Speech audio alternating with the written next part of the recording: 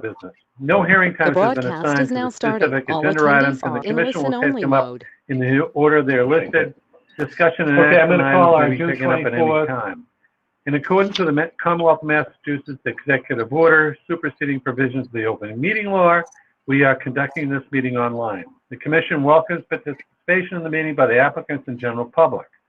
Attending the meeting tonight are all 6 Conservation Commission members: Eric Foley, Marilyn Frank, Margaret Wheeler, Ann Jeffries, Jim Grazzo, and Peter Mahler.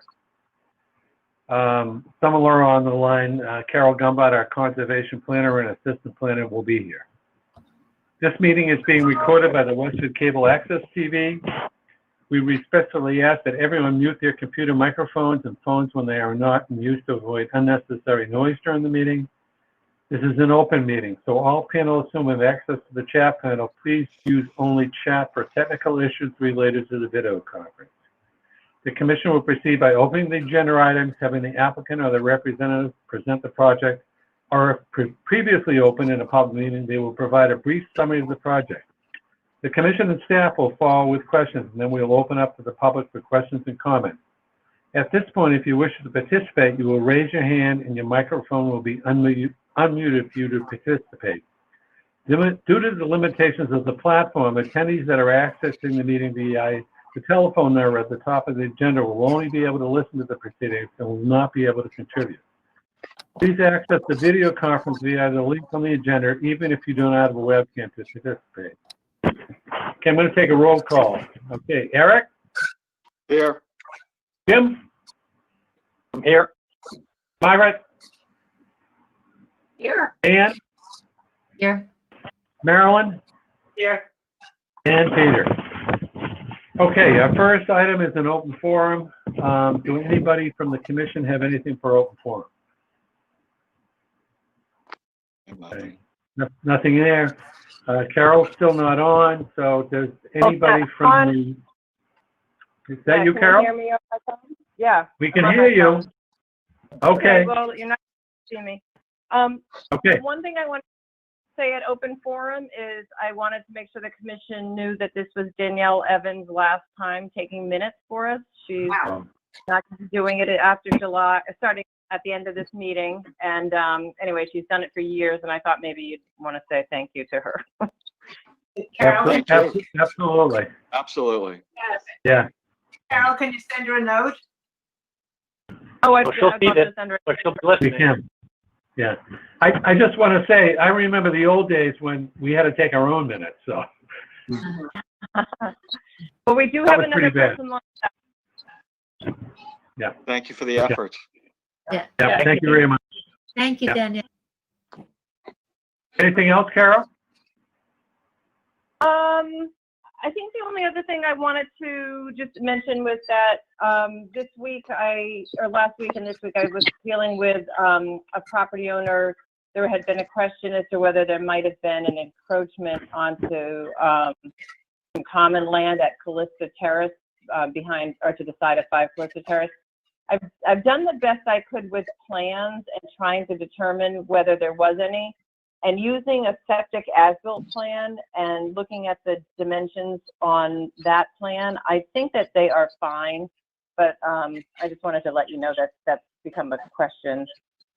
And I guess the only other thing is just that I have sent in the MOU from the Westford Conservation Trust, and I still haven't heard anything back yet from town council, so I'm waiting on that.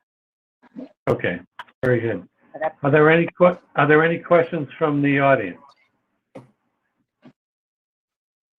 Okay, seeing none, we're going to go on to our first agenda item, which is the continuation of a public hearing and issue order of conditions for the Water Department Stony Brook Inflow Restoration Project 3341747.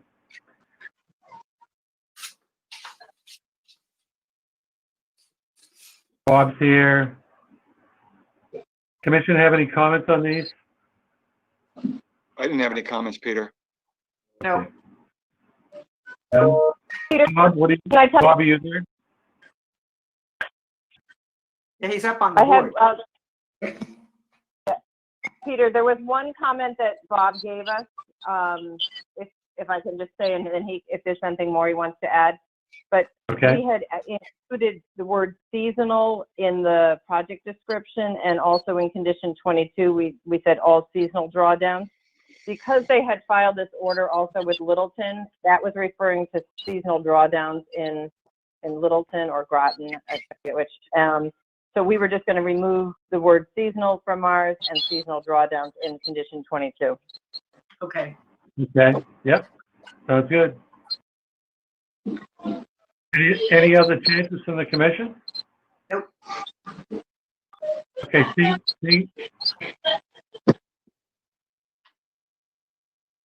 seeing none, can I have a motion to approve the order of conditions? So moved. Second. Okay, all in favor? Eric? Yes. Jim?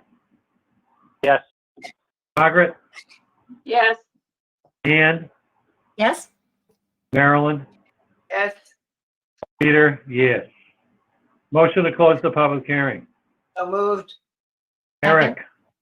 Yes. Jim? Yes. Margaret? Yes. Ann? Yes. Marilyn? Yes. Peter? Yes. Okay, great. We're all set there. Okay, thank you, everyone. That was easy. Okay, thanks, Bob. Okay, we're going to move on to our next agenda item, which is a public hearing for Fletcher, 44 Hildred Street, which is an RDA. This is a legal notice under Massachusetts General Laws, Chapter 131, Section 40, Wetlands Protection Act, Wetlands Non-Zoning Wetlands Bylaw, Chapter 171. Westford Conservation Commission will hold a public hearing on Wednesday, June 24, 2020 at 7:30 p.m. via remote participation to consider a request of a determination of applicability of Brandon Fletcher for the construction of a 16 by 16 deck attached to the dwelling, a 6-foot high fence enclosing the pool and lawn, and a pool shed with 100 feet of reserved sectional wetland at 44 Hildred Street. Census map 29, parcel 99. Okay. All right, yeah, so I'm looking to do a couple of those projects. Starting Okay, off can with, you just, for the record, give us your name and address? oh, yep, it's Brandon Fletcher at 44 Hildreth Street. Okay, thank you. Sure. So yeah, as you can see from the that little site plan there, it's again, it's just be a 16 by 16 deck off the corner of the house, or attached to the house. And the delineation from the corner of the deck to the stone wall, which the marsh is on the other side of that stone wall, is 53 feet to the corner.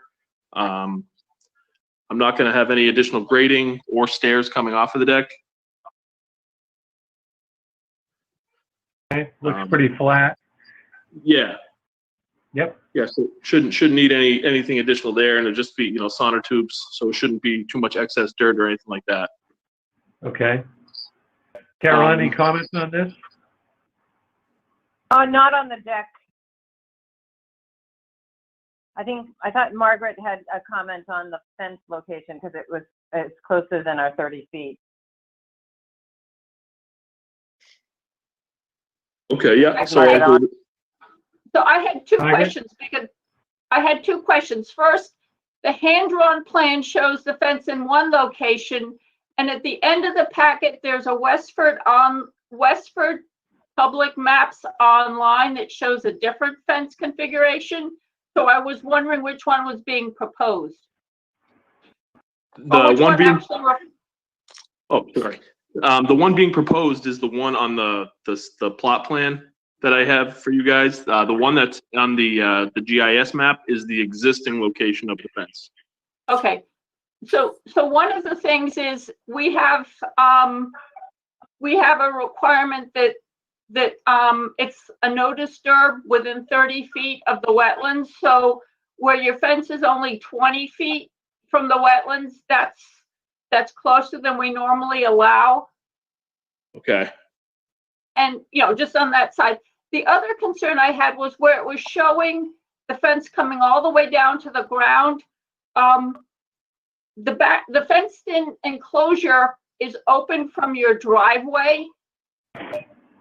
And so my concern is if wildlife gets in there and then somebody comes out of the house and the animal thinks it's trapped because the person is between it and the opening, with the fence coming all the way down to the ground, the animal doesn't have a chance to get away. And I'm concerned about, if it's a possum or a fox or something like that, and they can't get out, that could, you could have a case where, for example, a child or whatever startles an animal and the animal may turn on the child.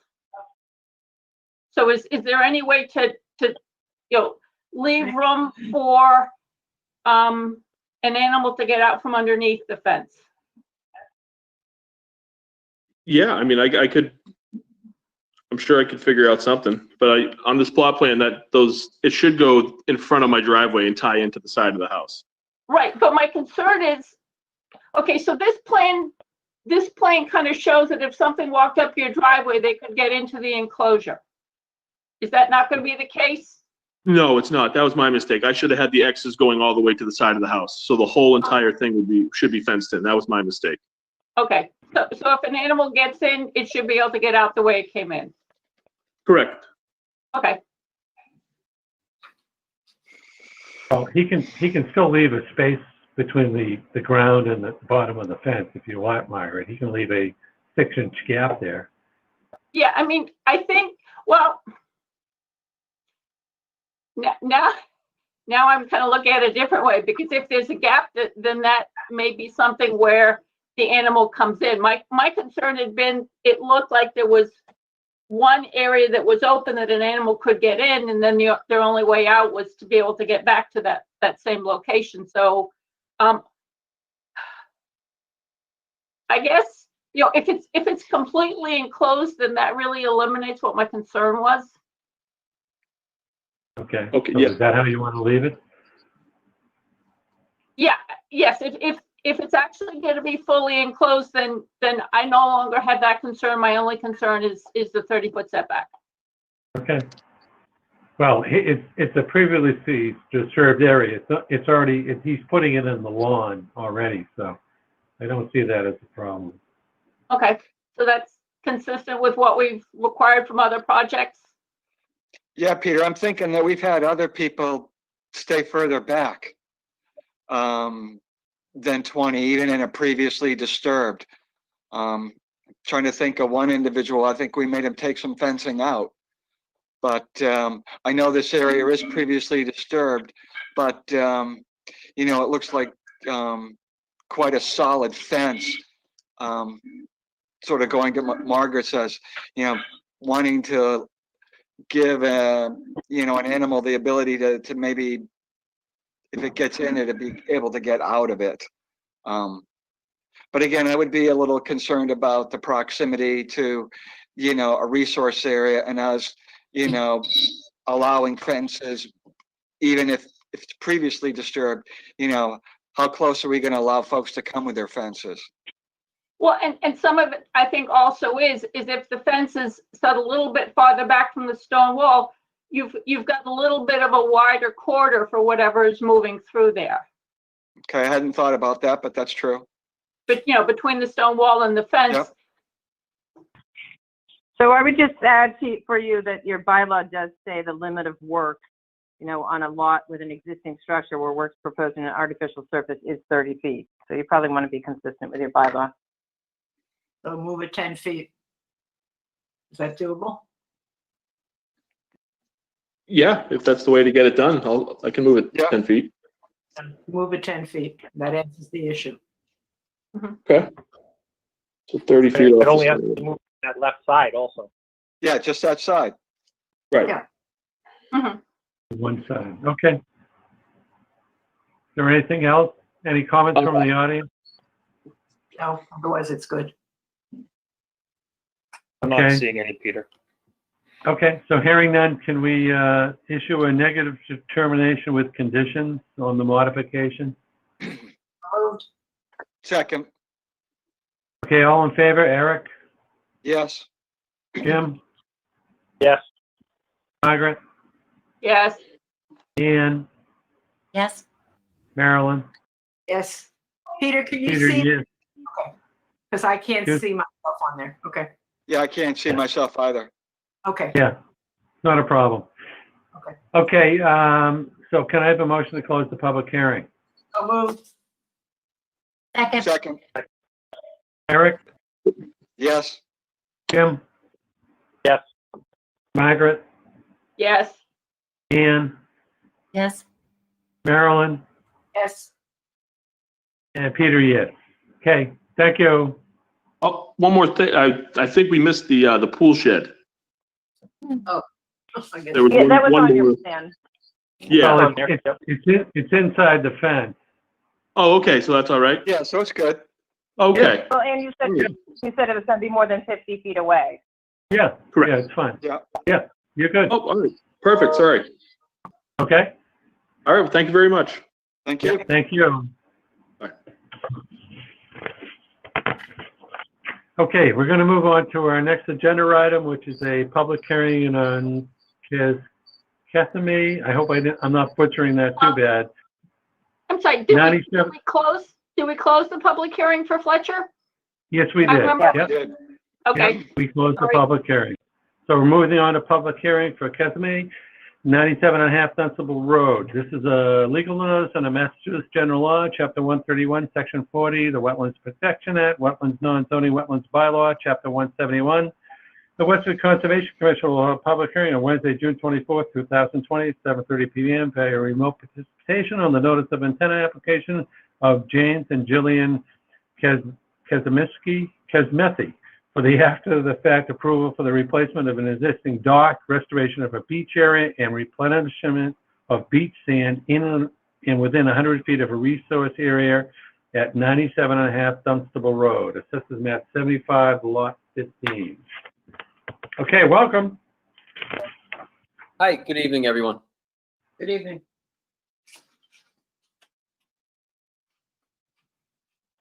So can you tell us who you are? Sure, my name is James Keskamethi, and this is regarding 97.5 Dunstable Road. Okay. So this is after the fact, so you can tell us what you've done? Sure, so what you're seeing here is the before pictures. Just a little context, my wife and I purchased the home in December of 2018, and when we did, the dock was in this dilapidated shape. It became a major concern for us when our child started to walk and started wandering into the water, where we found sharded wood and rusted nails, and that's really what kickstarted this project. Okay. Should I So continue? I have a I'm sorry. question on the old Yeah. dock versus the new dock, The Peter. new dock. It looked like the old dock looked like it was sections that you could take out. It looks like the new dock isn't sectional and not removable. So the new dock is actually sectionable and removable. It's just newer, so it appears seamless, but there's 5 separate sections and they come out very easily. It's just a screw that pops out. Okay. So the old dock was 50 feet long, and it was approximately 240 square feet. The new dock that was installed, it mirrored almost the exact same footprint as the old dock. The only exception is that it's 20 square feet smaller, and that smaller size comes from the end of the dock, which is a little bit more narrow as opposed to the older dock, which was a little thicker towards the end and longer, if that makes sense. Okay. Yep. The posts that were put in there are galvanized steel posts. The old dock was removed entirely and it was disposed of properly. And it's a pressure treated decking with a cedar top. Okay. And so you pull that up at the end of the season? Yes, each section comes out and it'll be pulled up. Okay. So Peter, I have a question. Yep. How do we know that a Chapter 91 license was obtained to have a dock? Is that question for me, Eric? It Yes. is. Okay. It is. I don't really know the answer to that question. So I'm here today because I didn't apply for a permit when this initially happened. Admittedly, I didn't realize that I needed one. My limited understanding of permits was that you only needed one when you were creating something new, which of course I know now not to be the case, having educated myself on the Westford bylaws. So I'm here today to initiate that process and hopefully move forward. The Chapter 91 license is a state license. Okay, so that's been applied for, and I'm still waiting to hear from the state. Okay. Okay. My Can apologies, I I just didn't ask, recognize Chapter 91 was. James, that, Yep. so you've applied for the Chapter 91, not just your wetland permit? I didn't want you to be confused with between the State Wetlands Protection Act, which the commission administers. Okay, so I'm sorry, Carol, I have not applied for the Chapter 91? Okay. No, the notice of intent that you filed with us and is being administered by the Westford Commission is just under the Wetlands Protection Act and our wetland bylaw. There's a separate Massachusetts license required if you're on a great pond, and all of the ponds in town basically are. So that's not done or administered by the town, but we do want to be consistent and make sure that that license is obtained. So, and I didn't know whether the previous dock had a license, which may have transferred. I don't actually know how that works. I mean, I would assume that it didn't. In regards to obtaining that Chapter 91 license, I mean, I'm going to do that.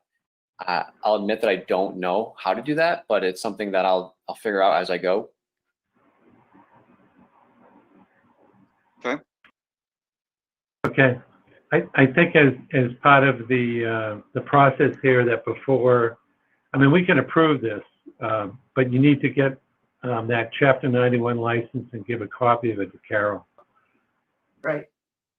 Okay, yeah, that'll be Okay. obtained, and Carol, maybe off record, you and I can connect, and if you have time, I'd really appreciate just kind of pushing me in the right direction to help get that sooner than later. Yeah, I can give you some direction. I've never done it or applied for it, but there are some other people who have, and I can share with you their information. Great. But I think Okay, the other part of the application was the beach sand. Oh, yeah, the And beach all of sand. it, there was some regrading, I think, that was done, right? Yeah, so there was a lot of trees, and there were limbs. No, I'm sorry, not trees. There were limbs from trees that have fallen on the beach, and just like a buildup of sand.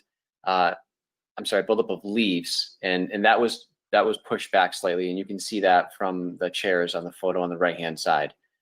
So what I have proposed is installing new sand, and it would be in a section that's 35 feet long, that's along the beach at a depth of approximately 15 feet. And that would cover an approximate total square footage of around 500 square feet. Okay.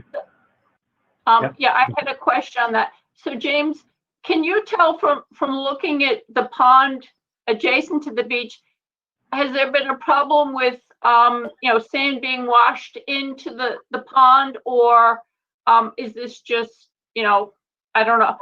I guess what I'm asking about is if you saw that water is kind of running across the beach and washing sand into the pond, I was wondering if this is an opportunity to put in some preventative measures so that your beach stays in place. No, yeah, Margaret, that's a great question and something I've actually thought of. If I can just illustrate to the best of my ability, being remote here, the photograph to the right, you can see the chairs, and if you kind of move yourself to the right about 10 feet, you can see a path that gives you access to the beach. And you can almost see from the photograph that there is an incline, and during heavy rain, it would absolutely wash the sand, as you said, Margaret, into the water. So what I had thought was that maybe not adding new sand in that one area, and I would just focus on the area directly in front of those white Adirondack chairs that go right to the shore. In regards to adding some type of irrigation that would prevent what's existing to going in the water, yeah, I'd be open to that, absolutely. Well, and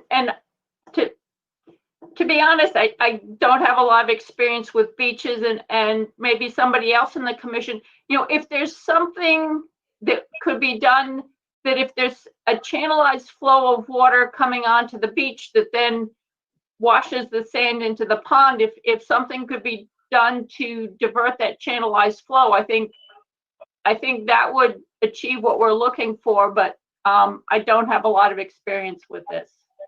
The beach looks relatively flat, but maybe water bars or something like that on the sloped part where there is erosion. So that would channel the water off. When there's water flowing down, it would channel the water off to the side into the woods. You could alternate one to the one side, one to the other, or try to hold it back to let it filtrate. Yeah. Okay. So James, do you kind of, does that make sense to you? Yeah, you know, similar to you, I don't really have much experience with that, but I think that was you, Jim. What was that called? Water bars?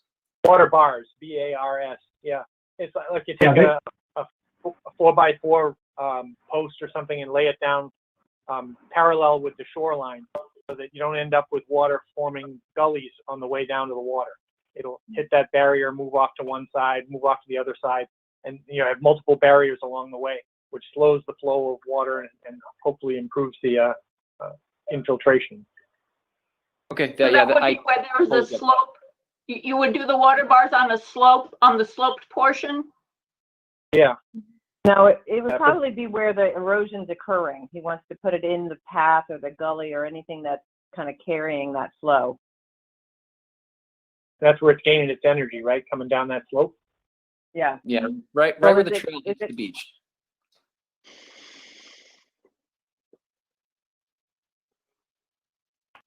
Okay, we good? I think we'll So I make the think, motion you know, if you it could does. condition it, that he is allowed to and shall, put in some kind of measures to prevent, to slow the flow of the drainage so that it's not going to wash the sand into the pond.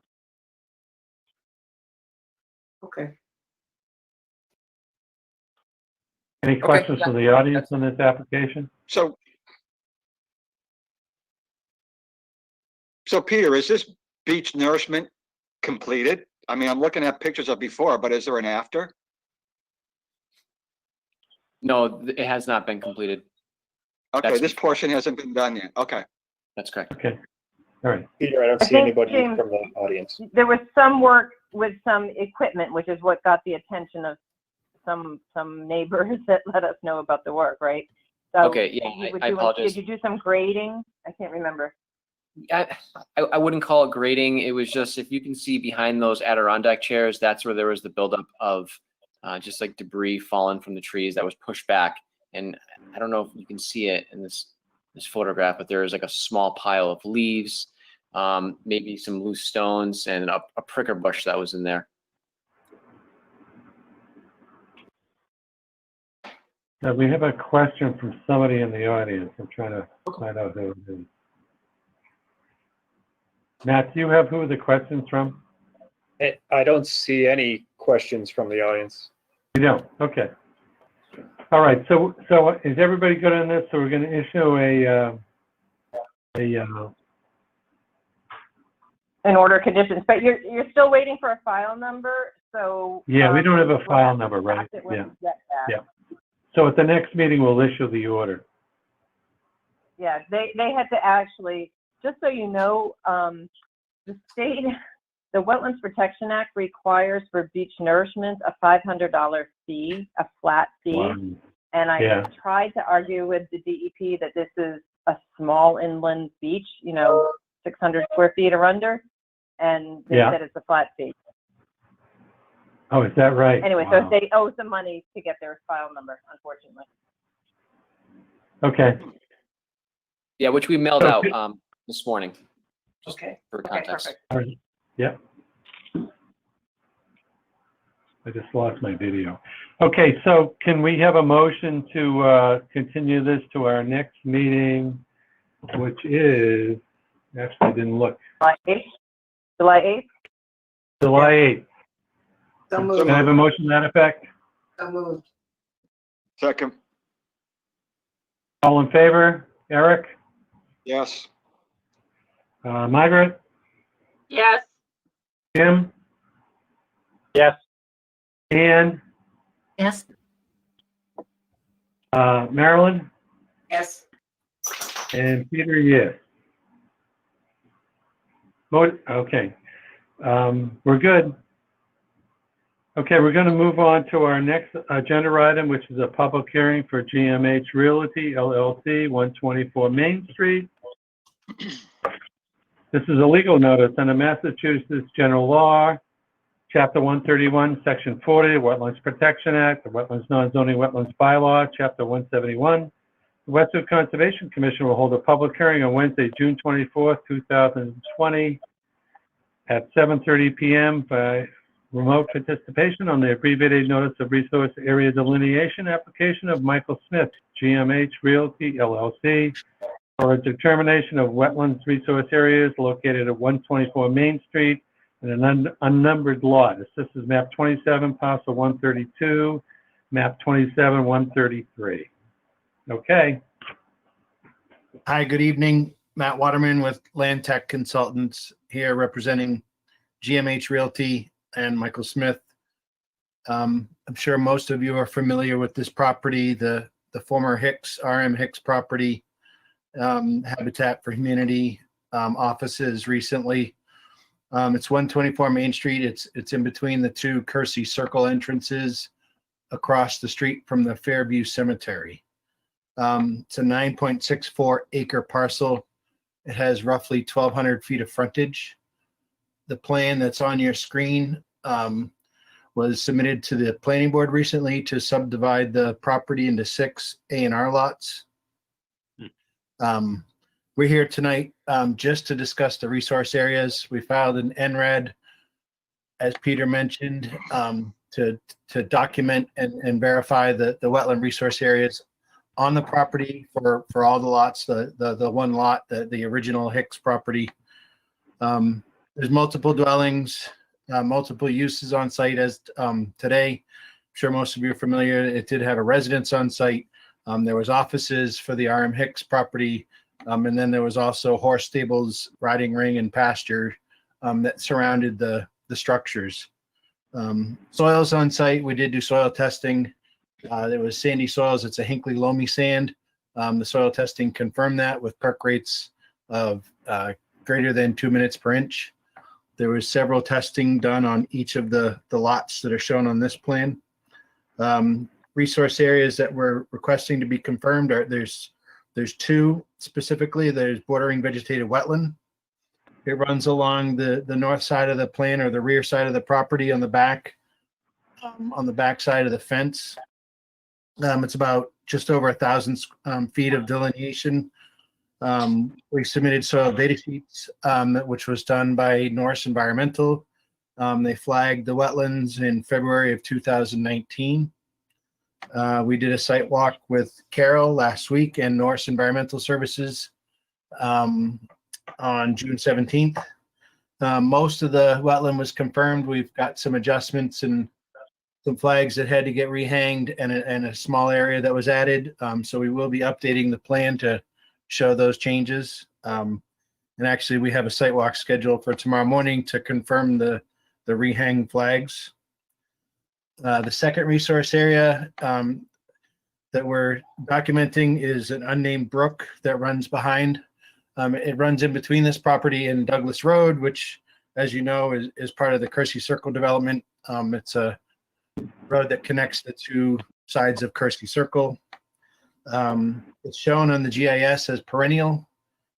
We've submitted documentation to document it as intermittent.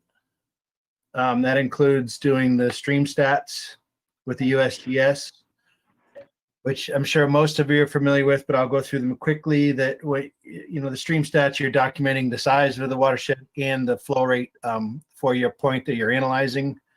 If it's greater than 1 square mile, it's assumed to be perennial. If it's 0.5 square miles or larger, it's up to the commission's jurisdiction, but it's assumed to be perennial at that point as well.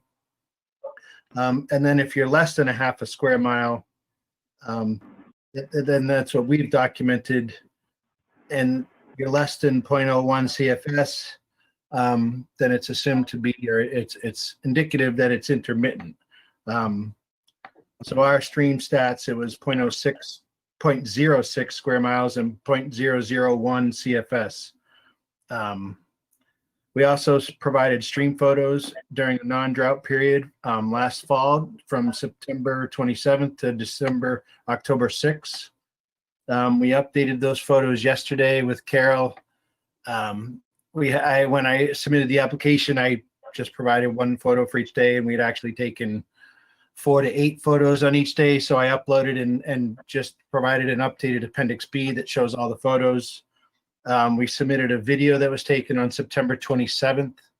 The photos vary from the left-hand side as you're looking at our original plan to the right-hand side. They were taken at kind of both corners of the property. And then we also provided an exhibit plan that shows where the photos were taken. There's no floodplain associated with the river. We're not in a natural heritage endangered species program habitat area. And Mass DEP has issued a file number 3341748 with no technical comments issued. Be happy to answer any questions. I went through it quickly, but I was trying to get through it quickly, hopefully. Okay, Carol, did you go down and do a site visit? Yes, so as Matt said, we walked the delineation line. There were some places where flags were missing, and there was one area that I wanted them to include in their delineation. So so we're going to look at that again tomorrow. And then as Matt was saying, he did submit, I think just today I received those additional documents, so I can add those to your next agenda and packet, so you can see those, because it was not clear, and that had been a while since they had taken the picture, so I wasn't really clear where they had taken them. When we were there, there was one spot, I'm going to say to the left, the very beginning of the site, where there didn't seem to be any water ponded or any flow in the stream, but then most of the rest of the stream had water, mostly ponded. It wasn't really flowing at this time. We had been very dry. We're not in a drought. And, and then I also did ask our engineering department if they would just take a look at the stream stats just to make sure, they're, the points that they used for determining it in the watershed, would be something that would be satisfied with. And they hadn't yet had a chance to do that by today, but they expect they could do that before our next meeting. Okay, Jim? Yeah, I had a couple of questions. I heard Matt speaking about the photographic evidence of intermittent or perennial stream, but in the package that we got last week, we don't have the locations for where those photographs were taken. And I think there were like a total of 4 photographs in the package, and they didn't look like they were of the same locations in, over the course of September and October. The write-up, I believe, said something like that the pictures or photographs were taken in areas where the stream or the stream bed, whatever, crossed the property line. But looking at both the GIS and the topographic map, I didn't see any place where it crosses the property line.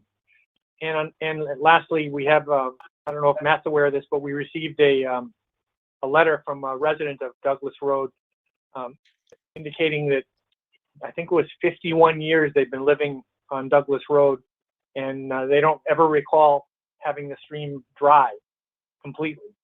So the conditions back in September, October were in D0 conditions. It was a dry period, not officially a drought. And that's the same as the conditions are today, condition D0, which is not a drought, just a dry period. And I'm wondering, Carol, you said you did see water standing or flowing in some portion of it? Oh, there was definitely water ponded and standing in most of it, but there was one section to the, all right, I'm going to get my directions easier, to the south. Wait, I'm going to look at the plan. On the right-hand side of the site, that there was an area that was completely dry. On the west side of the site. Okay, I wasn't really satisfied with the photographic evidence as provided in last week's packet. If there's better information, I'd like to see that. It should indicate where on a plan, where the samples, where the photographs were taken, when they were taken, and there should be a photograph for each of those locations for each of the time periods.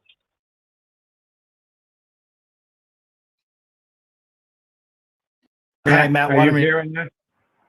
Yep. And the updated information we submitted yesterday, received today, there's two locations. So the stream runs, so it's a long, narrow lot with 1,200 feet of frontage, and the river or the stream bed runs just behind the rear property.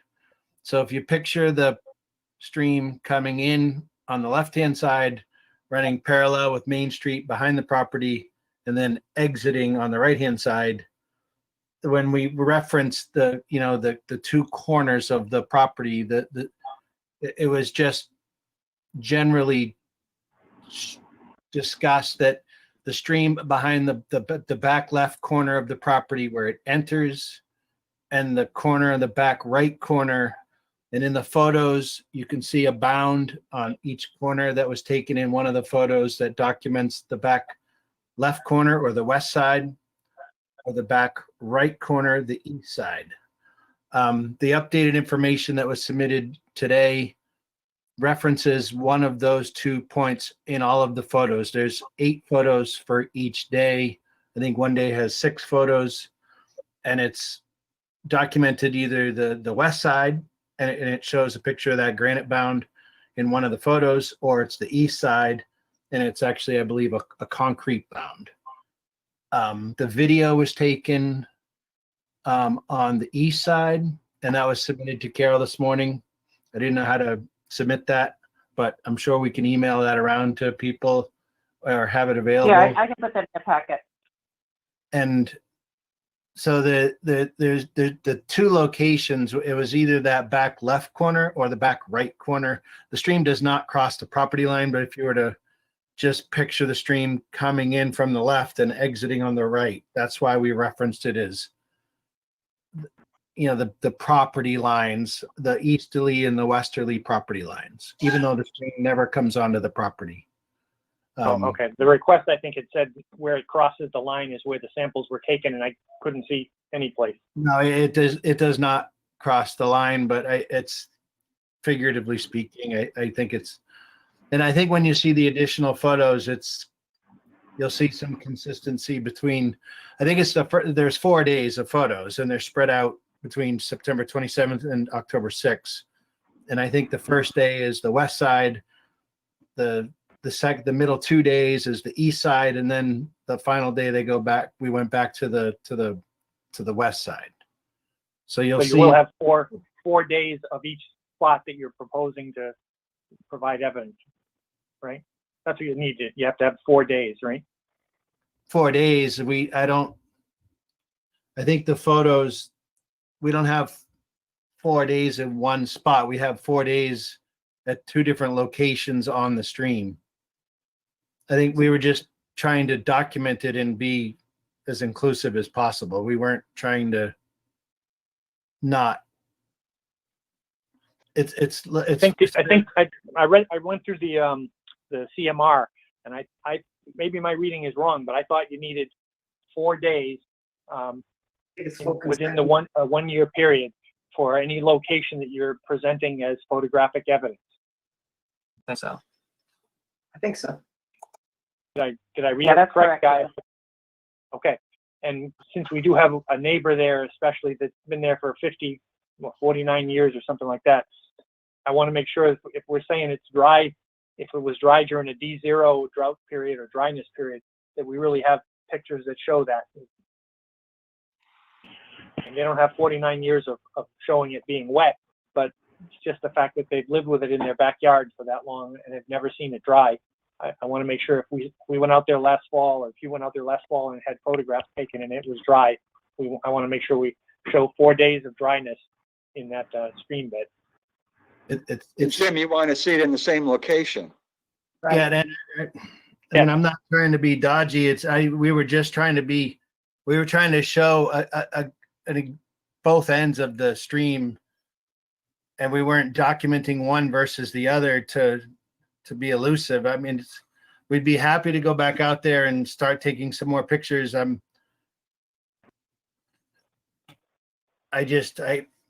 I would like you to review the documents that were provided, just. and Okay, the new stuff, okay. It's really thick back there. It's hard to get into that stream, whether you're coming in from the Douglas Road side or you're coming in from the RM Hicks side. It is very heavily vegetated. It's very hard to get into the stream. So the reason I think that we're doing the westerly side on one day and the easterly side on another day, it's hard to get from one end of this property to the other, and it's never mind getting into the stream. And so there was just pictures that were taken. We were trying to show a broad range from one end to the other, where the stream comes into the property and where it exits. We weren't trying to get around documenting one spot for 4 days by any means. And I think you'll see that with the photos and the video, hopefully. Okay. Okay. Okay, so we have some questions from the audience. Beth Loring, you had a question? Hi, Beth, are you there?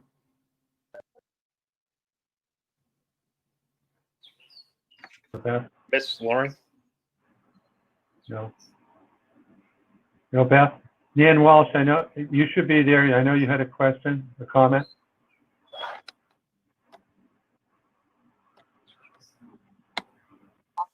Miss Walsh? Okay, now I'm unmuted. You can hear me. Good Yep. evening. Yeah, so I'm Nan Walsh, and I was the one that did send that email. I live at 13 Douglas Road, and I back up to lot 5, maybe a portion of 4. I'm not absolutely clear about that.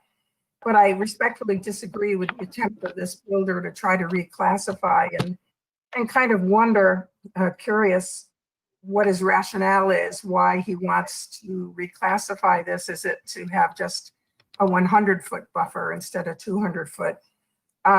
I specifically take issue with the paragraph 1.5.2 by Land Tech in that meeting packet on page 52, where it states, quote, is frequently dry, showing no continuous flow, and as such can be classified as intermittent, end quote. Now, as Jim mentioned, and as I've stated, I've lived here 49 years, and I have never seen that stream dry behind my house. Now, maybe the photos you took in different areas, maybe that's a different story, but all behind lot 4 and 5, I can attest to the fact that it has never been dry. Even today, I went out, and yes, I did try to get through some of that thick vegetation that Matt was referring to. But I went out and I even took some photos, and there is, before the rain, which was certainly well needed, and happy that we got some, before that rain came, there was still water in that stream.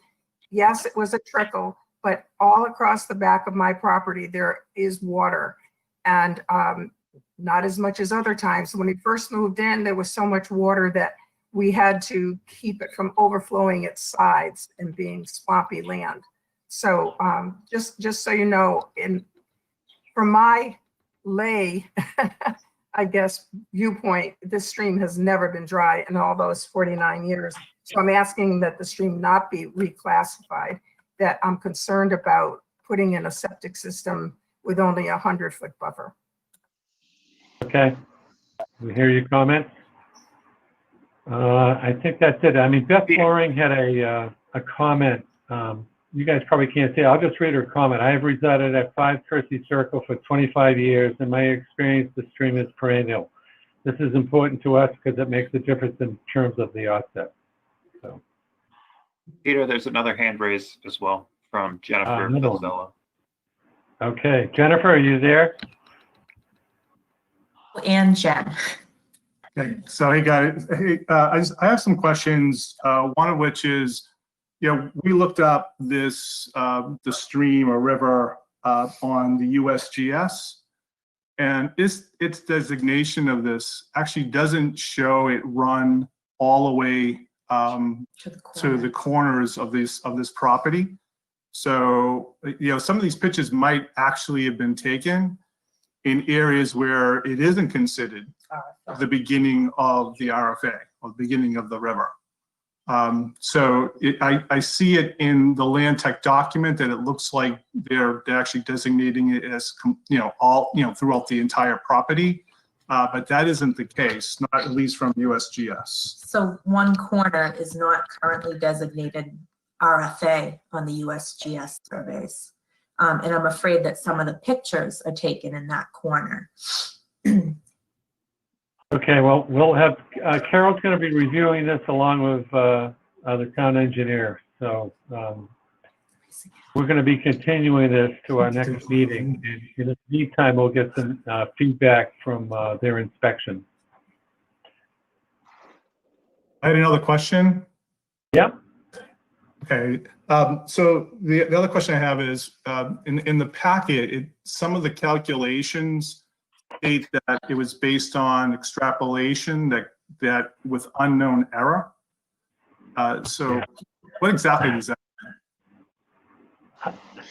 Matt, can you answer that? I'm not 100% sure, but if it's referring to the stream stats, I don't know all of the output that's printed in the stream stats from USGS. Yeah. It was actually the number, the 0.06 that you had mentioned as part of the, one of the points that you were making that you feel qualifies as intermittent. So I wanted to make sure we got some detail and clarity on that. Okay, well, this is going to town engineer, and in the past, he's always gone through these stats and come back with some clear answers. This is Jennifer. Can I ask one more question? Yeah, go ahead. What separates this stream's watershed from that of Tabmuck Brook? Because I was under the impression that this stream formed part of the Tabmuck Brook watershed. And I'm wondering, at what point it's considered separately from it.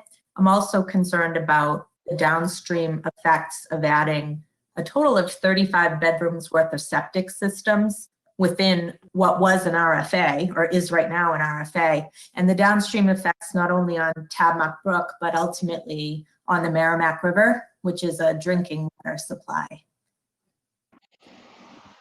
Matt, do you have any comment on that? Yeah, no, and just my understanding of Tabmuck Brook is it runs through across the subdivision that's across the street, Fairview, and it runs through that subdivision and then over onto and crosses Providence Road and then into a wetland that's kind of behind Leland Road before Providence goes up the hill if you're heading towards 495. So this is a tributary to the Tabmuck Brook, and it's just an unnamed brook that's associated with the watershed, but not part of Tabmuck Brook. Yeah. That's our concern, is that this isn't just one piece of property that you're asking to change. This is 9 acres with potentially 35 bedrooms, all requiring septic. That in your current design, you're putting in that within the RFA. So this significant impact to whatever decision we make here. Yeah, but we're not talking about that tonight.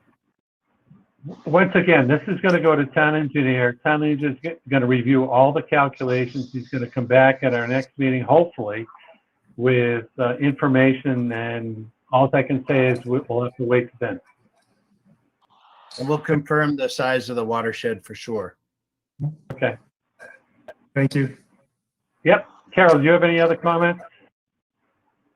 Well, the only other comment I have, and the neighbors may have a different opinion, I don't know, but I was told that this is a man-made stream, that most of the stream gets its input from the subdivision. That was from our highway superintendent who lived in that neighborhood and grew up there, and now maintains our drainage system. And so it may not have any bearing one way or another in the stream stats or the perennial determination, but it is a fairly flat system. It was constructed by the subdivision developer, and it may, part of the reason it may hold water is because it's so flat. But anyway, that's just another little bit of information that I've heard. Okay, well, we're going to wait till town engineer can go. Have you talked to town engineer about this, Carol?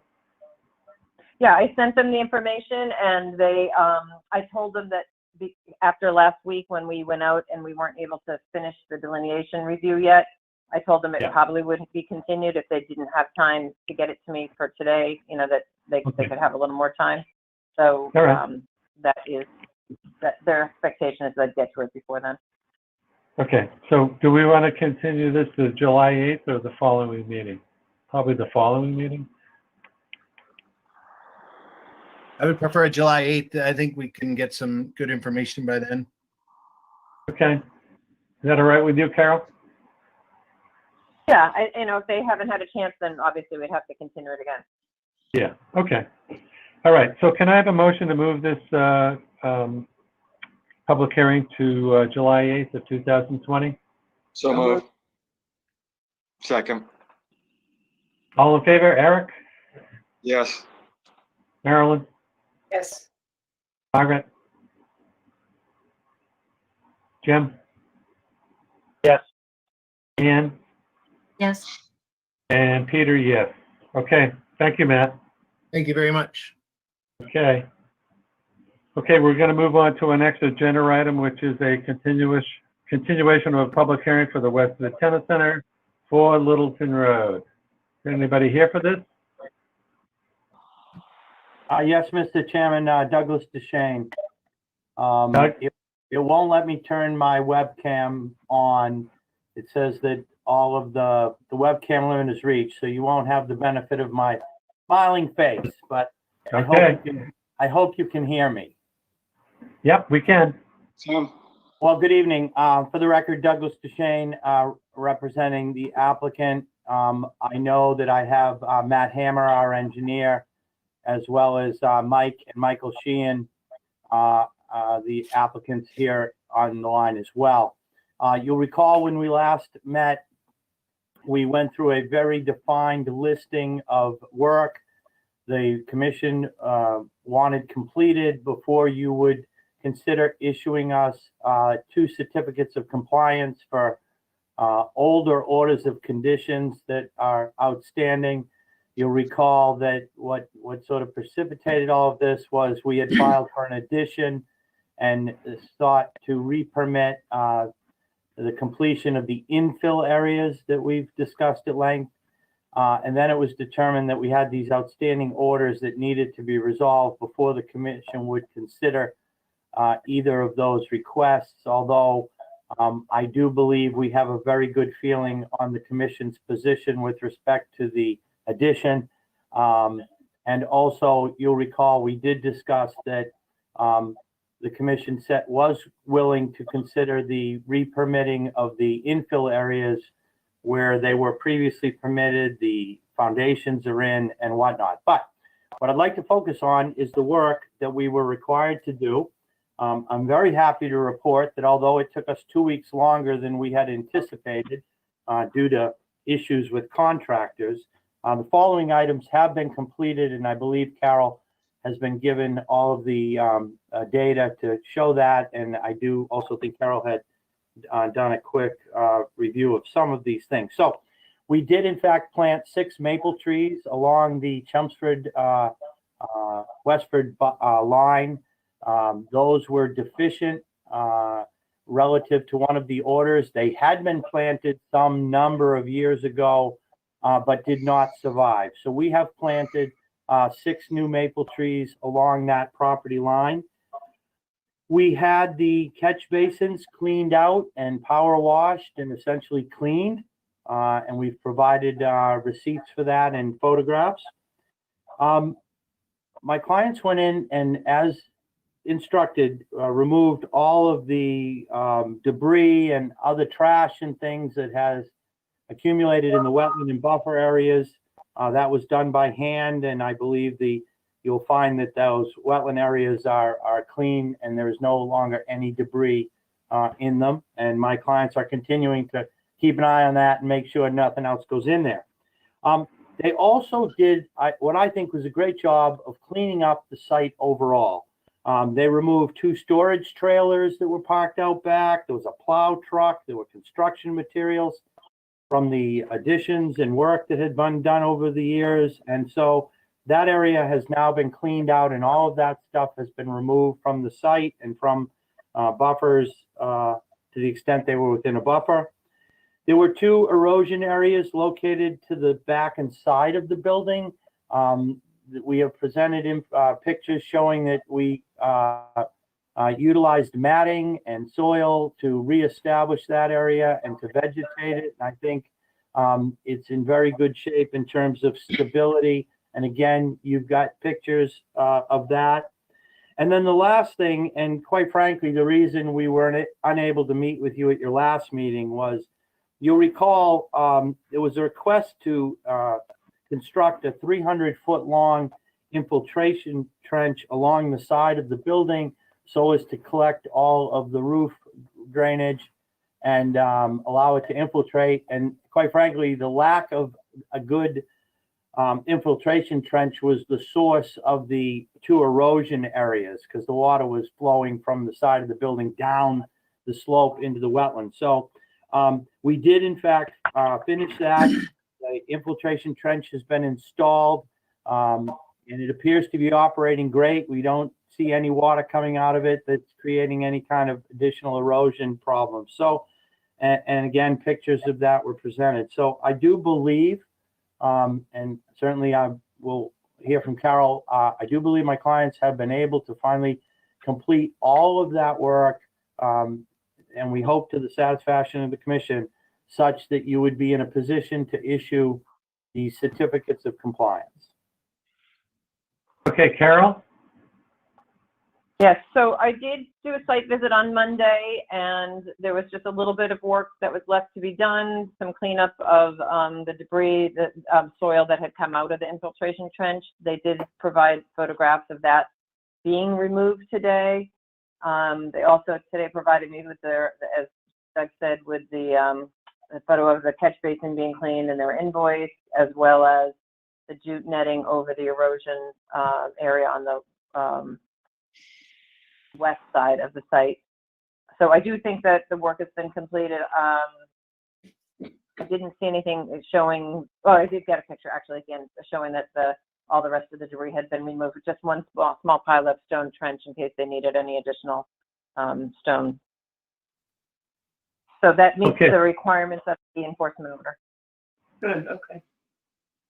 So do you want us to go ahead and approve these 2 certificate of compliances? Yes, I think we are Yeah. at that stage. The only question, I think, I don't know, Margaret, were you questioning whether anything about the trees?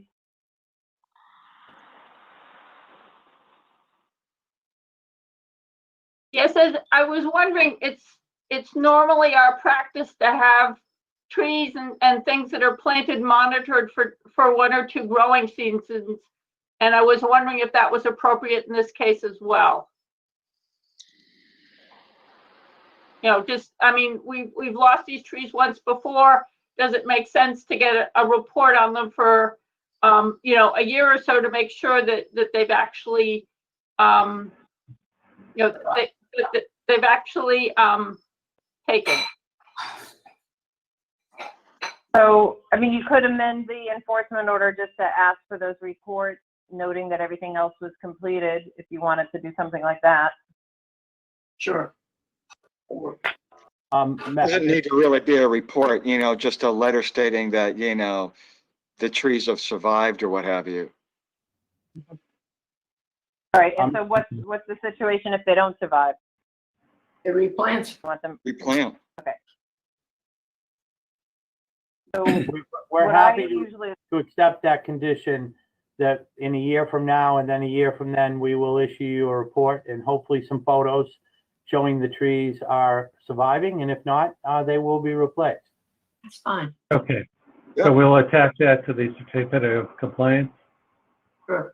I think you'd have to do it in as an amendment to your enforcement order, because the certificates of compliance, I don't think that they had any requirements for the long-term monitoring of those trees back when they were originally issued.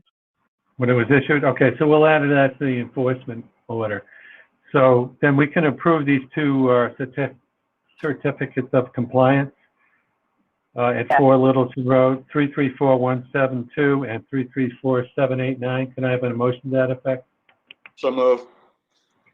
Second. All in favor, Eric, Yes. Carolyn, Yes. Margaret, Yes. Kim, Yes. Ian, Yes. and Peter, yes. Okay. Okay, so that's done. So we're going to add that condition to the enforcement order, and so I guess we can, at some point here, Doug, move on to the final accumulation of your current public hearing. Yes, Mr. Chairman, what would ask is that, that the board now consider, our request for permission or an order allowing us to complete the 2 infill areas that were previously approved, for which we did install the foundations. The area within the foundations is packed and graded, and essentially we're at a point where we need to just start building on top of the foundation. But where that work is within a jurisdictional area, we do need an order of conditions. We're not proposing to dig anything more, but we do need the order to complete those additions that were started. And I would also ask the board to table at this point any further discussion on the addition. We're well aware of the board's position on the addition. As you know, we have spent a lot of time and energy redefining the line and defining the setbacks, and those setbacks turned out to not be as robust as we had originally anticipated, further complicating matters for the board. And Mr. Sheehan, who is still in Florida, he would like an opportunity to come address the board on the addition at some later date when he's back and the board has time. But we would like you to continue your discussion and consideration of the infill area, because the Sheehans are at a point where they could begin that work. They have completed a lot of the other work that they were doing on the building and would really like to complete construction of the building. So we would like to talk about the infill areas. So is the infilled area covered under another order? It was. No, this is part of their an order NOI. Excuse me? Carol says it's part of the new NOI. Yeah. Yes, that's what we're asking, is for this to be, we refiled for the infills because that order had expired. So are you amending your notice to just those infill areas and removing any other contemplated work in accordance with the new notice of intent? That's an excellent question, Eric. Quite frankly, again, my client is hoping to have an opportunity to speak directly with the board about the addition at a later time. And so I'm not necessarily proposing to withdraw that portion of the NOI, but Well, we can't, Doug, we can't issue a partial order of conditions. Right. Yeah, correct. Yeah, it's all or nothing. well, If you want us to issue this order just for the info, we can do that and deny the rest of the application, and then you can refile for you if you want to for the other part of the renovation. okay. Or you can simply remove that from the existing NOI. Oh, that was Yeah, my you'd point. have to Yeah, submit, if you revise your NOI, you'd have to submit it to DEP as well, so that we have that all in writing, that part's being amended. And I guess the only other thing I would add, just as a reminder, while there may not be new digging for the foundations, there is the requirement to meet the compensatory storage requirements, because that had never been met with the old order in place. Matt, I know that Matt Hammer is on the line, and Matt, if you could address that question, because I was under the impression that we did in fact amend that notice of intent at some point to show compliance with the compensatory storage for both the addition and the infill. Yeah, thank you, Doug. For the record, Matt Hammer with Lamplex. So there was a plan submitted. It should have a revision date of 2/20 of 2020. I don't know if the commission has a copy of that plan. Well, they did at the time, but probably not Yeah, handy. not in front of us. We don't have it in hand, right? Okay, well, that plan that was submitted separated out the two, the infill construction to the addition for the compensatory storage area that's located if you're facing the building from Littleton Road to the right. And we separated out the compensatory storage calculations into two separate components.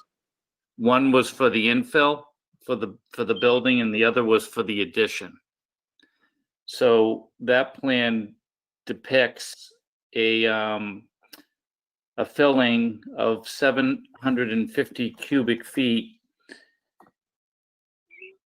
and the infill compensatory volume is shown as 944 cubic feet.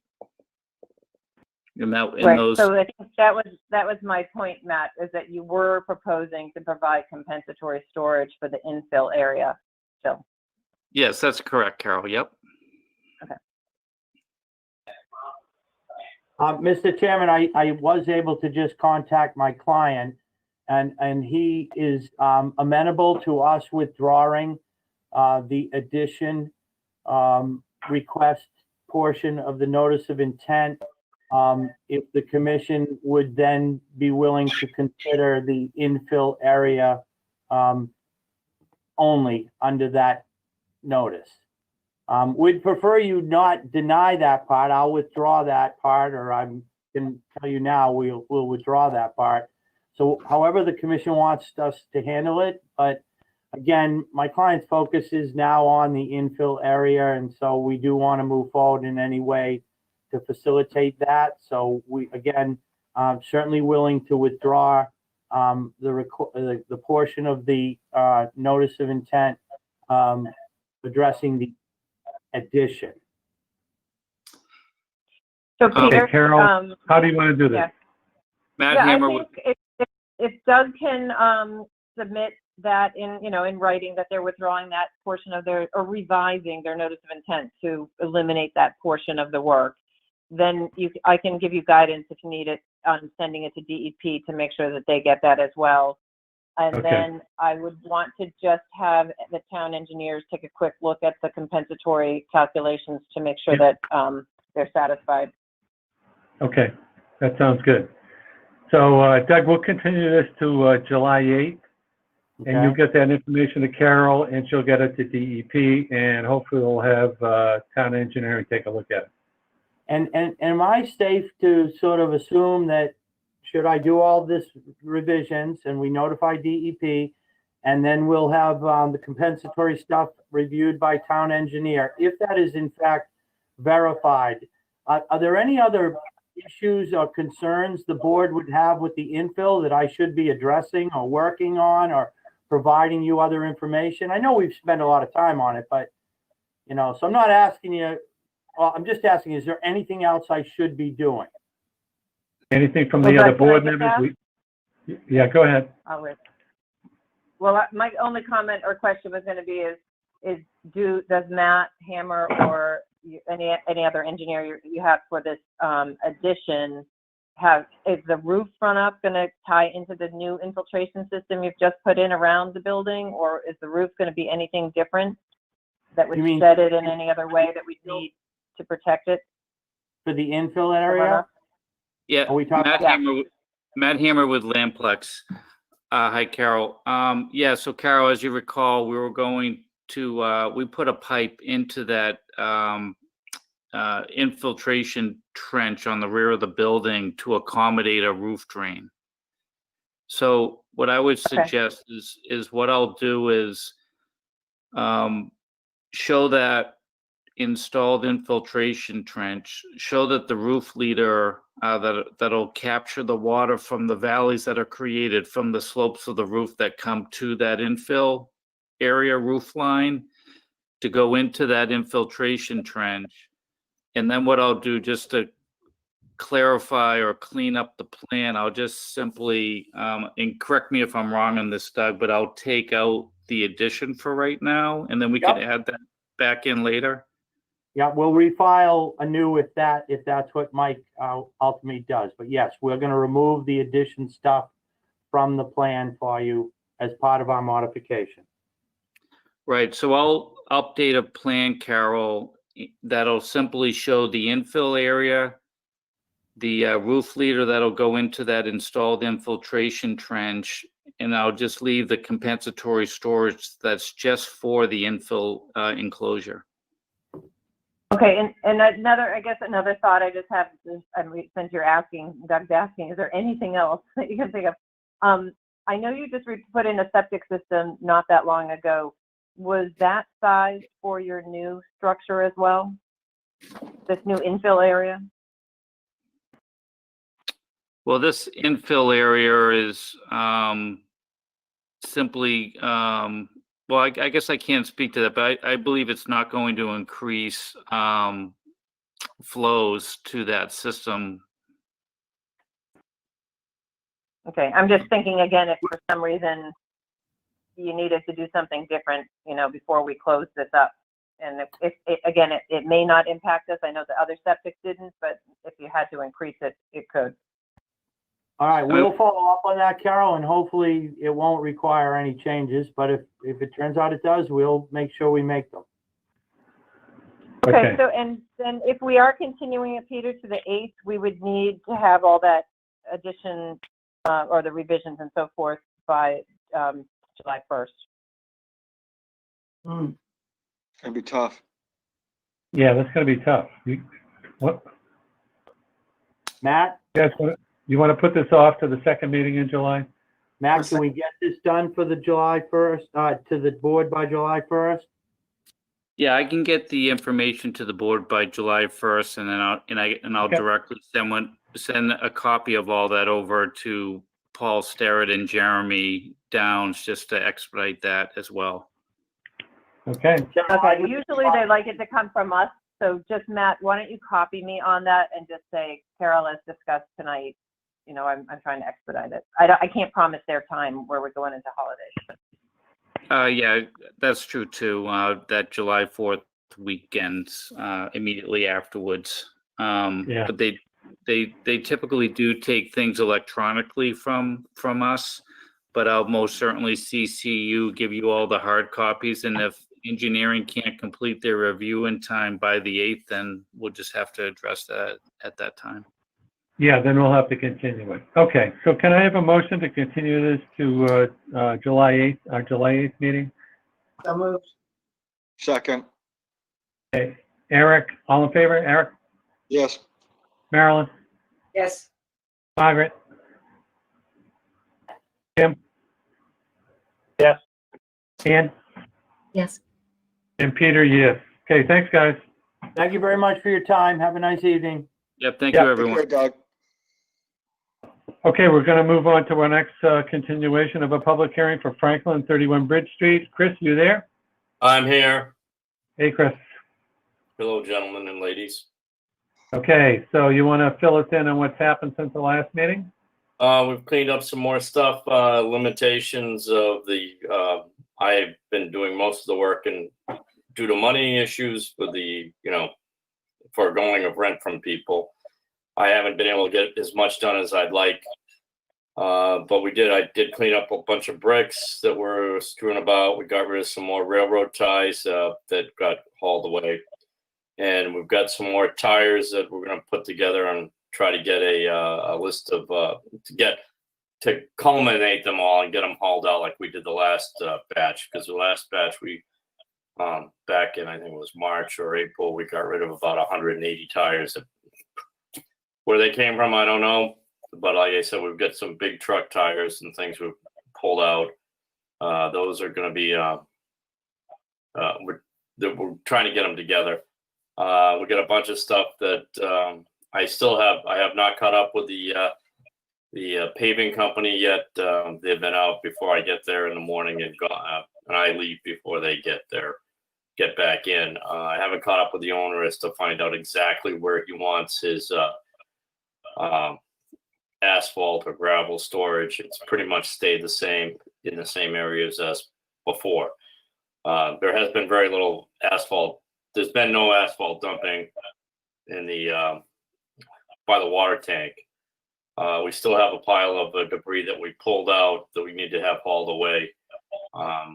Hoping to get some things happen by the end of the month here that will allow me the funds to get a truck loaded up and have them hauled away. It's wood debris, it's whatever.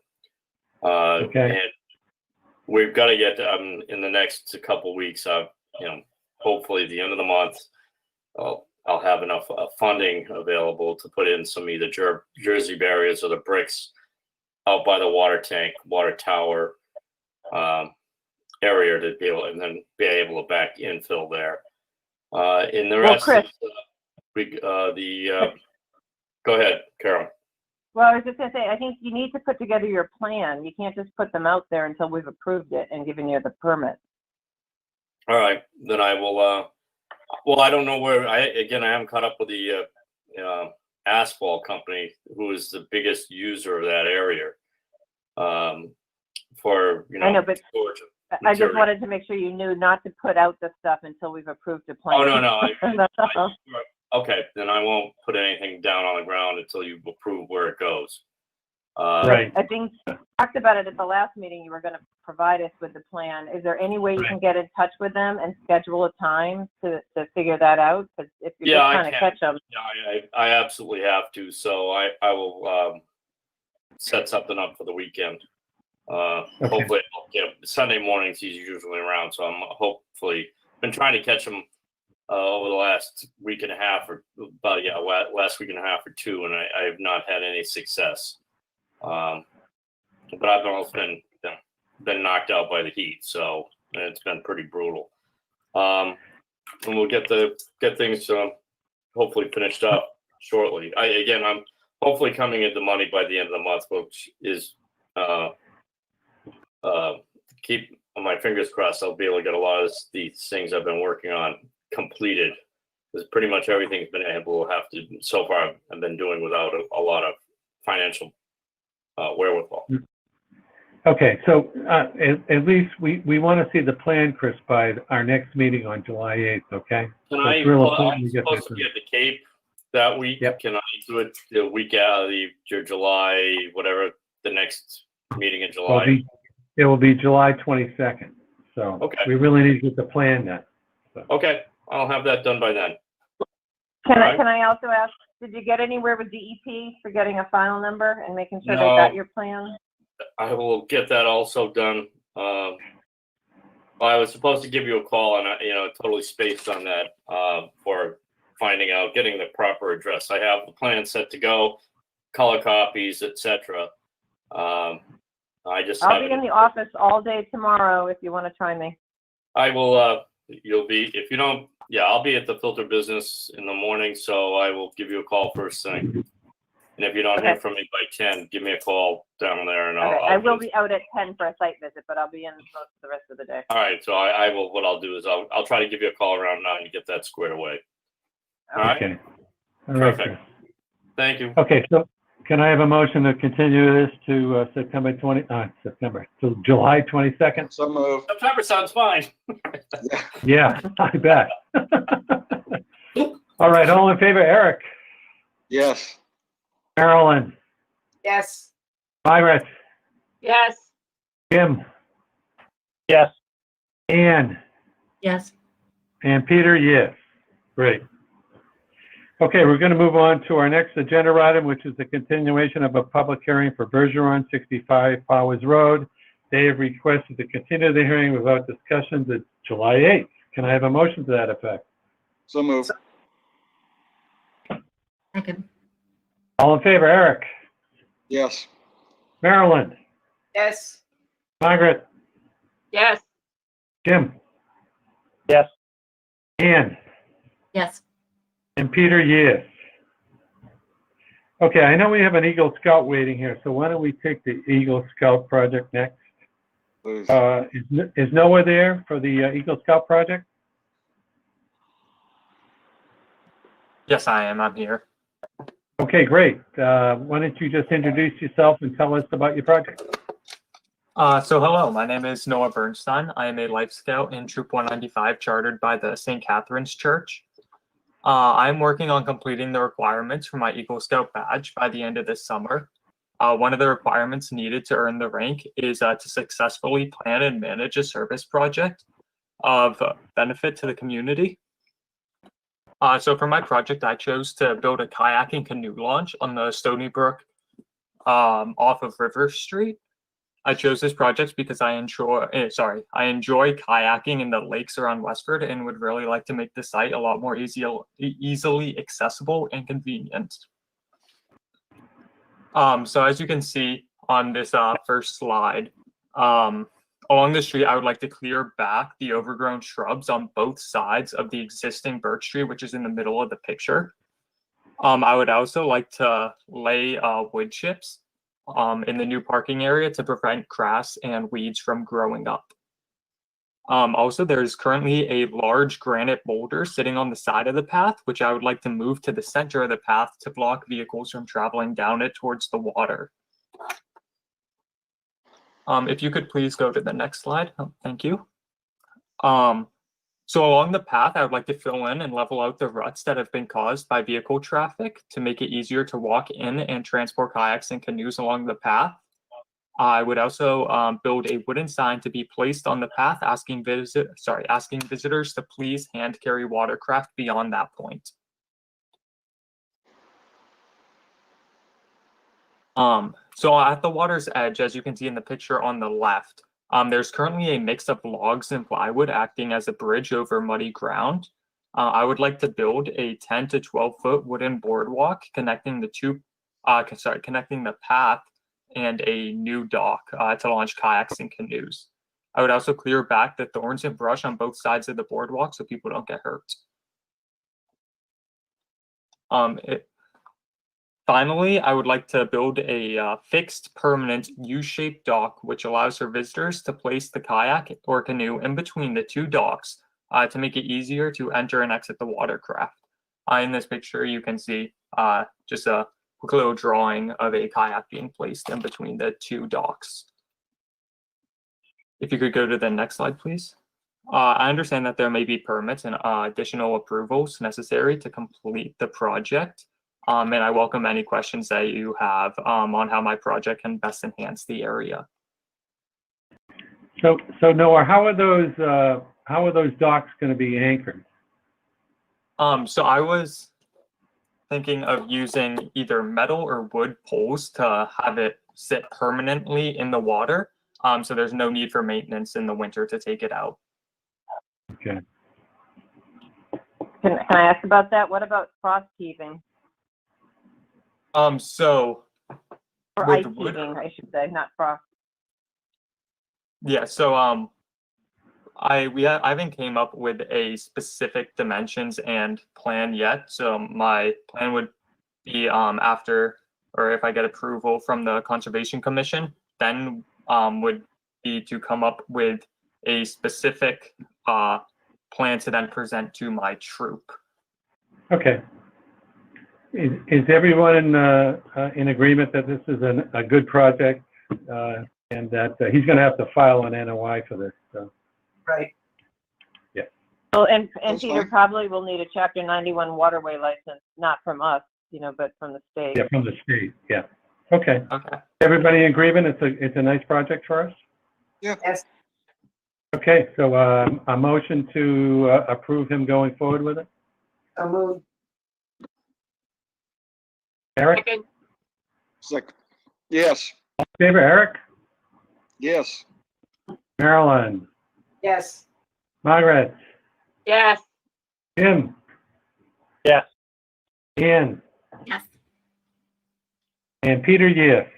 Okay, Noah, you can go forward with your project so far. Thank you very much. With the permitting. Okay. Yep, it's a lot of work. It is. Yeah. Yep. Nice Okay, work. thanks, Noah. We appreciate what you're doing. Thank you. Thank you. Okay. Let's move on to our certificate of compliance. Carol, can we do 540 Groton Road? There's two of them. Yes, we can. So Okay. one of Can I have the applications was just, if you just remember that there was a storage building that was supposed to be constructed that was never constructed, and then work at the entrance to the site, and that required some wetland replication. And then the other application was for the crossing. There were, on that old cart road, there were two crossings which also had some replication and stream stabilization there, and both of those are satisfied. Okay. Okay.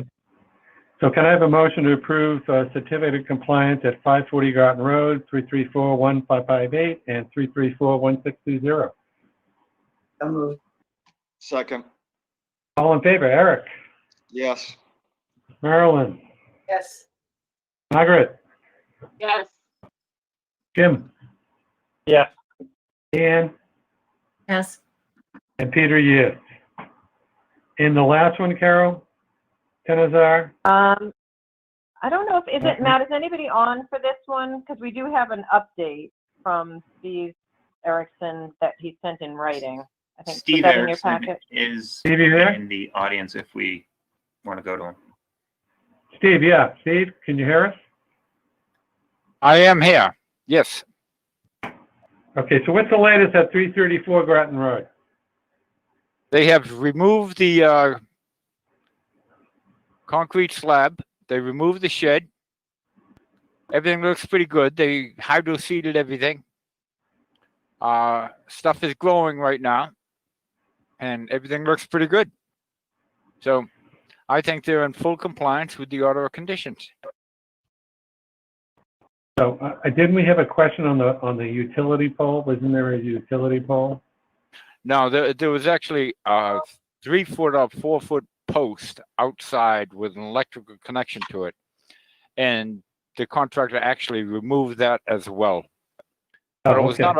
not a pole. It was not a utility pole. It was a 3 or 4 foot high, 4x4, pressure treated piece Okay. of wood with a little electrical connection on it.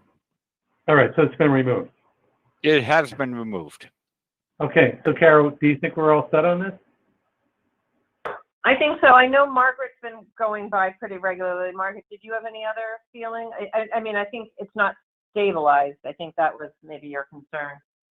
One of the concerns I'd had because of how dry it's been is, well, I didn't go on the site. From walking by on the road, I could see that, that the grass was starting to grow, but I think we really need to make sure that it gets stabilized. So Steve, have you been to the site since they did the cleanup? I have been to the site. The grass is starting to grow. All right. But Margaret is correct that, it's not completely there. And if you want, you could keep the enforcement order on until the grass grows. But I'm sure that's, that's growing right now. It's just that it needs watering. It needs this time of year and the conditions in Massachusetts right now, it needs watering. Right. But it's growing, it's doing what it's supposed to do, but all of the work has been done in compliance with the order of conditions. So what we'd like to get is a certificate of compliance for the order of conditions.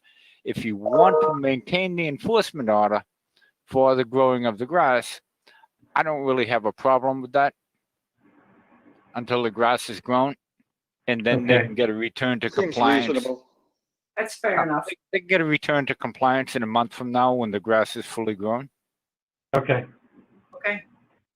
So can I have a motion to approve this certificate of compliance? So moved. Second. All in favor, Eric, Yes. Marilyn, Yes. Margaret, Yes. Jim, Yes. Ann, Yes. and Peter, yes. Okay. Thanks. Thank you. Thank you. Okay. Okay, we're going to move on to our next discussion item, which is an update on signage and dumping on Edwards Conservation Land. Carol? So we did, Jim and I had worked on a letter that did go out to neighbors. I haven't heard from anybody based on that letter yet, you know, with questions or comments or concerns. I think Jim's been doing a monitoring more regularly, so he may have an update on what's going on with the signs. And I think the last conversation we had last meeting was people wanted to sort of think on what we really wanted there for signage, how much and how little, or whether something should change. And I don't remember if I reported last time, Chip did say he'd be happy to help put some boulders in place if we feel that that would be beneficial. Great. Jim? A lot of the signs that were planted since Memorial Day have disappeared. People pulled them out of the ground, threw them on the ground, and then they disappeared from the ground altogether. But there's been 2 new signs added up to down by Edwards Beach, right at the dirt road that cuts the property in half. There was one that we talked about last meeting that was screwed to the tree, and then there was another sign that was nailed to the tree right below it. That was just this week. Okay. Well, Bill's there. Bill's here. He's raised his hand, so let's hear from Bill. Bill, are you there? Yes. Although I'm not raising, I just had my hand raised for the Boy Scout issue. And I think what I'll do is I'll call him separately. And I'll stay on this subject. I'll just stand by in case you have any questions for me. Well, we don't want any more signs put up. Have you been putting up those signs? I put up a box which has has maps. That's what I put up.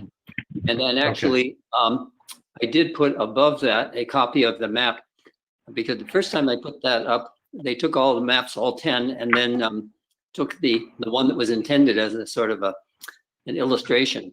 And so to avoid that happening, I put up a copy of it above the box. So so far I've put up groups of 10, and first 10 were taken, and the next 10 were taken presumably by individuals. And then I put in another 10 when it was empty. Okay. I think at this point, Bill, the commission doesn't want anything more to go up down there until we decide what we want to put up down there. So if you can just be patient with us. All right. Is that okay? That's okay with me. Okay, great. All right. Thank you, Bill. You're welcome. Okay, so let's just discuss what we want to go up down there. I mean, we had agreed on putting up one sign and maybe putting up a small kiosk spot. Jim, are you in agreement with that? Oh, to put what and where? Well, we'll have one sign going up there as far as the dumping goes. We'll have Chip bring down some boulders, and he wants to put up just a small kiosk be able to put some maps in it, which we have at a lot of our trailheads. That sounds fine. I don't have trouble. Yeah. That sound good? Okay. Yeah. So can I just ask, where do you want the sign? I don't think the one that was there originally was ever taken down. Okay. And what does that sign say? I think it just says no dumping. Jim, do you remember more precisely? Not exactly. I don't have any. It's a metal sign that's on the tree. It was higher up. You know, the ones that Bill was putting out were like more like a political size sign, you know, and they were on a stake. Okay. But do we want to just leave up the no dumping sign and just put up the kiosk for now? I mean, we sent a letter out. Right. What kiosk are you planning and where? There's already a pamphlet holder down at. That's what he's talking about. Just a pamphlet holder, small little pamphlet holder. That's already there. Okay. Yeah, I know. So should we? Yeah. My question is it okay if we let him leave that there? Yes. Yeah. Yes. Okay. Yes. Okay. So we're in agreement with that. And then we have to decide at some point whether we want to remove that sign and put up a more standardized sign for the dumping situation. I don't know. We don't have a standard for that.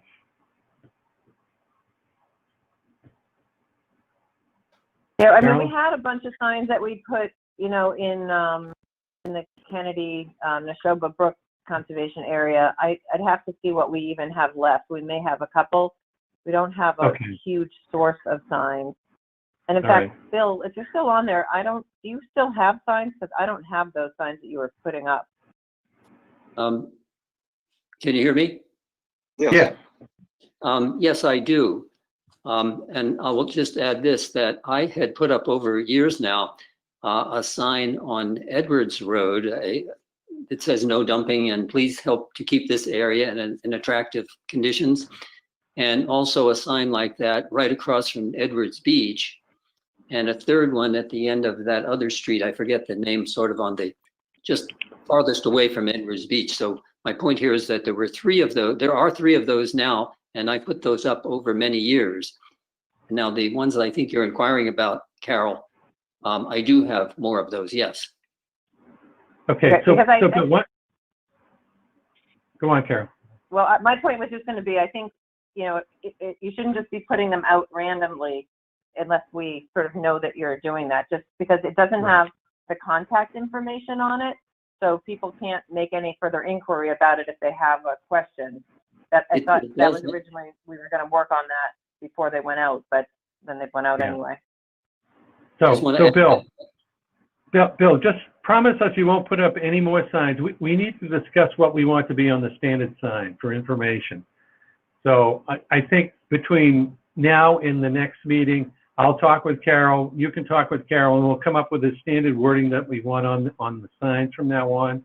That has at least contact information, and then we can agree what that language is going to be. And then the next time you want to put up signs, you can contact us or go through Carol that you want to put up a sign, just so we know what's happening all the time.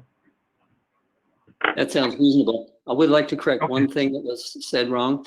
The older signs that I mentioned before, those all do have a telephone number. So that if a person is wondering how to get more information, all those signs have that property. Okay. All right. We'll follow up. I'll follow up with you and Carol this coming week. Okay. And we'll talk about what we want to do for signage. Great. Thank you, Bill. You're welcome. Okay. Okay. Does the commission have anything else they want to bring up? Nothing? Carol, anything else? No, I'm good. Thank you. Okay. So we're good. So we're going to, we have a few things tomorrow. to sign for tomorrow, right, Carol? Yes. So I know we were doing like 1:15. Does that still work? Margaret, was that too late for you, or is that okay? 1:15 works for me. It works for me. Okay. So, Works for me. all right. I'll plan to be there. Peter, if you need to be later, just text me. Yeah, I will be a little bit later. I have a Zoom meeting for Rotary tomorrow. It's our annual installation, and I have to be there. I'm an officer, so. Okay. All right. I'll be in the office till 4, so just text me. Okay, great. I mean, I'd like to try to get it out tomorrow if it's sooner than 4, so I can get it in the mail. Well, yeah, I should be there around 1:30. Oh, okay. That's not a problem. Great. Yeah. Okay. All right. So hearing no other business, can I have a motion to adjourn? So moved. Second. Hey, all in favor, Eric? Yes. Marilyn? Yes. Margaret? Yes. Jim? Yes. Ann? Yes. And Peter, yes. You guys all have a great 4th of July. You as well. Take care. All right. We'll see you all.